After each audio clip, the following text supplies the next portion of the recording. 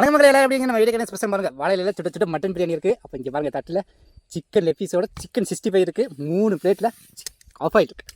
இதான் நம்ம video special. Video பிடிச்சினா like பண்ணுங்கள், ஷேர் பண்ணுங்கள், சப்ஸ்கிரைப் பண்ணுங்கள். சாப்பாடு ஆரம்பமாகட்டும். இங்கே பாருங்க தயிர் பச்சடி அப்படி ஊற்றிக்கிட்டு சாப்பிடலாம்.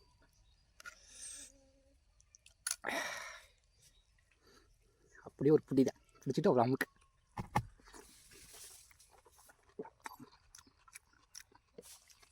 செம சூப்பராக